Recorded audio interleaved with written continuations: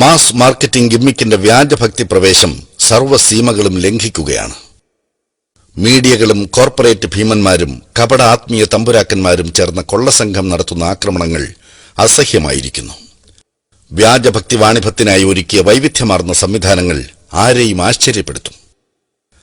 ധ്യാനകേന്ദ്രങ്ങൾ, സത്സംഗമങ്ങൾ, രോഗശാന്തി ശുശ്രൂഷകൾ, സ്വലാത്തുമേളകൾ, ദിവ്യദർശന സദസ്സുകൾ, കരിസ്മാറ്റിക് ക്യാമ്പുകൾ, ജ്യോത്സ്യർ, മാന്ത്രിക ഏലസ്സുകൾ, ചെറുതും വലുതുമായ ശവകുടീരങ്ങൾ, നേർച്ചകൾ.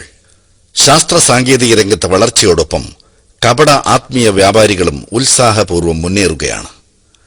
ഹൈടെക് തട്ടിപ്പുകൾ ദിനംപ്രതി കൂടുകയാണ്. കുബേർ കുഞ്ചി, ധനാകർഷണ യന്ത്രങ്ങൾ, ഹൈക്കലുസിഹാം, നാഗമാണിക്യം, കമ്പ്യൂട്ടർ ജാതകം, അറബി മാന്ത്രികം, രക്ഷാബന്ധങ്ങൾ, വലംപിരി ശംഖ്, ഗജമുത്ത് തുടങ്ങിയവയാണ് പുതുതലമുറയെ ആകർഷിക്കാൻ വ്യാജഭക്തി വ്യവസായികൾ കണ്ടെത്തിയ മാർഗങ്ങൾ. കോടികൾ കൊയ്യുന്ന വൻ വ്യവസായമായി ഇതെല്ലാം എന്നേ മാറിക്കഴിഞ്ഞു. ഇത്തരം ആത്മീയ ചൂഷണത്തിനെതിരെ പൊരുതാൻ ബാധ്യതയുള്ള പാർട്ടികളും വോട്ടിനു വേണ്ടി എല്ലാം നോക്കി നിൽക്കുന്നു. തീർത്ഥാടന കേന്ദ്രങ്ങളും വ്യാജഭക്തി പ്രചാരണവും മലയാളികളുടെ സ്വൈരം കെടുത്തുന്നതിനിടയിലാണ് അന്ധവിശ്വാസങ്ങൾക്ക് ആക്കം കൂട്ടാൻ ഒരു വിഭാഗം കുറച്ച് മുടിയുമായി രംഗത്തെത്തിയിട്ടുള്ളത്. മുഹമ്മദ് നബിയുടെ തിരുകേശമാണത്രേ ഇത്. ശുദ്ധ അസംബന്ധമെന്നല്ലാതെ എന്തു പറയാൻ. തിരുനബി സല്ലല്ലാഹു അലൈഹി വസല്ലമയുടെ മുടി ചെവിക്കുറ്റി വരെ മാത്രം നീണ്ടുകിടന്നുവെന്നും സ്വഹീഹായ ഹദീസുകളിൽ വ്യക്തമാണ്. എന്നിട്ടും ഈ നീണ്ട ചെമ്പൻമുടി നബി സല്ലല്ലാഹു അലൈഹി വസല്ലമയുടേതാണെന്ന് പറയാൻ സമ്പത്തിനോട് അത്രയും ആർത്തി ഉണ്ടാകണം. പരലോകബോധം നഷ്ടപ്പെടുകയും വേണം. പ്രവാചകന്റെ പിൻഗാമികളാരും തിരുകേശൽ സൂക്ഷിച്ചു വയ്ക്കാൻ പള്ളി ഉണ്ടാക്കുകയോ അതിൽ ഭരമേൽപ്പിക്കുകയോ അവ ലക്ഷ്യം വെച്ച് തീർത്ഥാടനങ്ങൾ സംഘടിപ്പിക്കുകയോ ചെയ്തിട്ടില്ല. അതിവിശുദ്ധമായ ആദർശവും സംസ്കാരവുമല്ലാതെ മറ്റ് യാതൊരു ഭൗതിക അവശിഷ്ടങ്ങളും പ്രവാചകന്റേതാണെന്ന് ഉറപ്പിക്കാവുന്നതായി ഇന്ന് ലഭ്യമല്ലതാനും. ആദരവ് അതിര് കവിഞ്ഞ ആരാധനയിലേക്ക് എത്തുന്ന ഈ പ്രവണതയെ നബി സല്ലല്ലാഹു അലൈഹി വസല്ലം ശക്തമായി തടഞ്ഞിട്ടുണ്ട്. അദ്ദേഹം പറഞ്ഞു, നസ്വാറാക്കൾ ഇബ്നു മറിയമിനെ അമിതമായി പ്രശംസിച്ച പോലെ നിങ്ങൾ എന്നെ അമിതമായി പ്രശംസിക്കരുത്. ഞാൻ അള്ളാഹുവിന്റെ അടിമയും ദൂതനുമാണെന്ന് നിങ്ങൾ പറയുക. കേശജലം വിറ്റ് കോടികൾ നേടാനുള്ള വെപ്രാളത്തിനിടയിൽ മുടിയുടെ നീളം നോക്കാൻ എവിടെ നേരം? എന്തും വിശ്വസിക്കുന്ന അനുയായികളും സ്തുതിപാഠകരും കൂടെയുള്ളപ്പോൾ എന്തിന് ഉത്കണ്ഠപ്പെടണം? വ്യക്തിയെ വിഗ്രഹവത്കരിക്കുമ്പോൾ അവർ ചെയ്യുന്നത് എന്തും സഹിക്കേണ്ടി വരും. ഈ തിരുകേശനാടകത്തിന് കുറെ നാളായി അണിയറയിൽ ഒരുക്കം നടക്കുകയായിരുന്നു. മുടി സൂക്ഷിക്കാൻ കേന്ദ്രം പണിയുന്നവർ പിൽഗ്രിമേജ് ടൂറിസത്തിന്റെ അനന്ത സാധ്യതകൾ മുന്നിൽ കാണുന്നു. ആരുടെയോ മുടി പറിച്ചെടുത്ത് അതിൽ വെള്ളമൊഴിച്ച് കോരിക്കൊടുത്താൽ വരുമാനത്തിന്റെ നിലയ്ക്കാത്ത ഉറവയായി അത് മാറുമെന്ന് ഹൈടെക് പുരോഹിതർ മനസ്സിലാക്കുന്നു. ദൈവത്തെ മാത്രം ആരാധിക്കാനാണ് പള്ളികൾ നിർമ്മിക്കുന്നത്. അവിടെ ശവകുടീര പൂജയോ അവശിഷ്ട പൂജയോ മതം അനുവദിക്കുന്നില്ല. അല്ലാഹു പറയുന്നത് നോക്കൂ,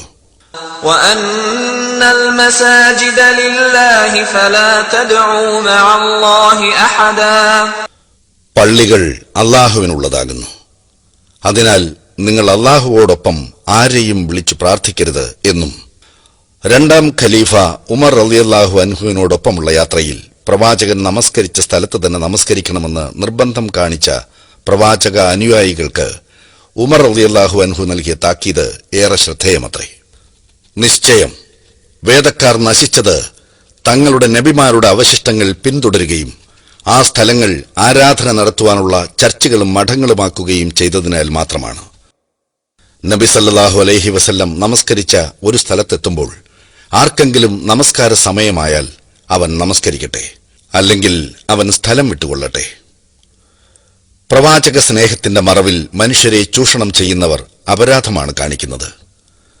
പ്രവാചക കേശമെന്ന് പേരിട്ട് വല്ലവരുടെയും മുടി കുപ്പിയിലാക്കി മനുഷ്യരെ വിട്ടികളാക്കുന്നവർ മതത്തെ വികൃതമാക്കുകയാണ്. ഇതാണ് പ്രവാചക നിന്ദ. മുഹമ്മദ് നബിയോടുള്ള സ്നേഹം അവിടുത്തെ വിശുദ്ധമായ ജീവിതം പകർത്തിയാണ് പ്രകടിപ്പിക്കേണ്ടത്, ഇല്ലാത്ത മുടിയുടെ പേരിലുള്ള കോലാഹലങ്ങളിലൂടെയല്ല. പ്രവാചക കുടുംബത്തോടുള്ള സ്നേഹം പറഞ്ഞ് ശവകുടീര പൂജ നടത്തുന്ന ഷിയാക്കളുടെ പൈതൃകമാണ് ഈ മുടിവാണിഭക്കാർക്ക്. ഇറാനിലെ ഖുമ്മും നജഫും ഏറ്റവും വികൃതമായ ശവകുടീര പൂജ നടത്തുന്ന സ്ഥലങ്ങളാണ്. ദൈവത്തിൽ ഭരമേൽപ്പിക്കേണ്ട മനുഷ്യരെ വല്ല അവശിഷ്ടങ്ങളിലും ഭരമേൽപ്പിക്കാൻ പ്രേരിപ്പിക്കുന്നത് കൊടിയ പാതകമാണ്. ഈ തട്ടിപ്പിന് കൂട്ടുനിൽക്കാൻ ആർക്കാണാവുക? ആരോ കാണുന്ന പൈശാചിക സ്വപ്നങ്ങൾക്കനുസരിച്ച് കൾട്ടുകൾ നിർമ്മിക്കുന്നത് അത്യാപത്താണ്. സാംസ്കാരിക കേരളത്തിന് ഏറെ അപമാനമാണ് കേശജലവിൽപ്പനയും പ്രദർശനവും. ദൈവം അവന്റെ അന്തിമ ദൂതനിലൂടെ പഠിപ്പിച്ച മതം സുതാര്യമാണ്. ആത്യന്തിക മോക്ഷത്തിന്റെ മഹാസന്ദേശമാണിത്. മതത്തിന്റെ അപനിർമ്മിതിയിലൂടെ അതിനെ പരിഹസിക്കുന്നവരെ തിരിച്ചറിയാനാവണം. ദൈവത്തിൽ പിടിവിട്ട് അധമരാകുന്നവരുടെ ചിത്രം ഖുർആനിൽ വിവരിക്കുന്നത് കാണുക. حنفاء لله غير مشركين به ومن يشرك بالله فكأنما خر من السماء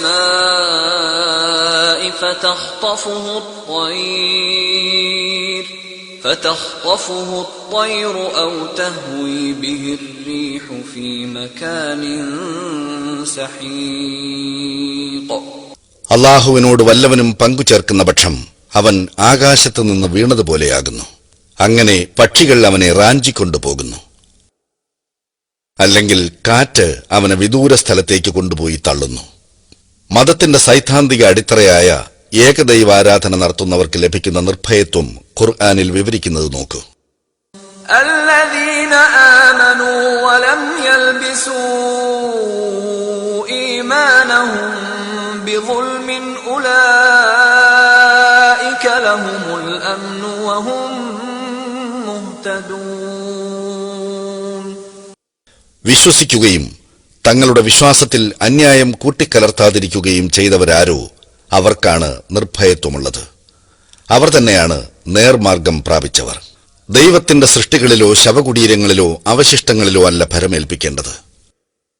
പ്രപഞ്ചനാഥനായ ദൈവത്തിലാണ് ഏത് ഘട്ടത്തിലും മനുഷ്യർ ഭരമേൽപ്പിക്കേണ്ടത്. ഖുർആനിൽ പറയുന്നത് കേൾക്കൂ. തവക്കൽ അലല്ലാഹ് വകഫാ ബില്ലാഹി വകീലാ. അല്ലാഹുവേ, നീ ഭരമേൽപ്പിക്കുകയും ചെയ്യുക. കൈകാര്യകർത്താവായി അല്ലാഹു തന്നെ മതി.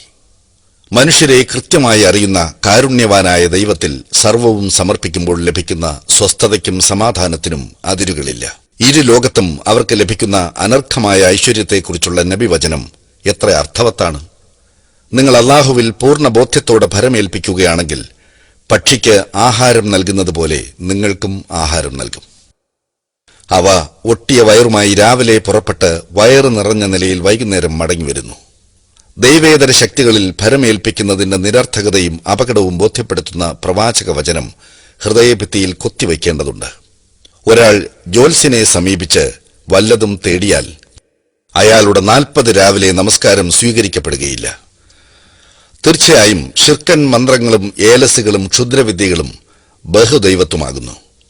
ജ്യോത്സ്യന്മാരെ സമീപിക്കാനും ശവകുടീരാരാധന നടത്താനും അവശിഷ്ട പൂജയിൽ മുഴുകാനും ഉന്നത ബിരുദം പേറുന്നവരെപ്പോലും ഏറെ പ്രേരിപ്പിക്കുന്നത് ഇവയ്ക്കെല്ലാം അദൃശ്യമറിയുമെന്ന മൂഢധാരണയിലാണ്. അദൃശ്യം പ്രപഞ്ചനാഥനല്ലാതെ മറ്റാർക്കും അറിയില്ല, അവന്റെ ദൂതന്മാർക്ക് പോലും. ഖുർആനിൽ പറയുന്നത് നോക്കൂ. ഇന്നല്ലാഹ ഇൻദഹു ഇൽമുസ് സാഅതി വയുനസ്സിലുൽ ഗൈസ വയഅലമു മാ ഫിൽ അർഹാം വമാ തദ്രി നഫ്സും മാദാ തക്സിബു ഗദാ വമാ തദ്രി നഫ്സും ബിഅയ്യി അർദിൻ തമൂത് ഇന്നല്ലാഹ അലീമുൻ ഖബീർ. തീർച്ചയായും അല്ലാഹുവിന്റെ പക്കലാണ് അന്ത്യസമയത്തെ പറ്റിയുള്ള അറിവ്. അവൻ മഴ പെയ്യിക്കുന്നു, ഗർഭാശയങ്ങളിലുള്ളത് അവൻ അറിയുകയും ചെയ്യുന്നു. നാളെ താൻ എന്താണ് പ്രവർത്തിക്കുക എന്ന് ഒരാളും അറിയുകയില്ല.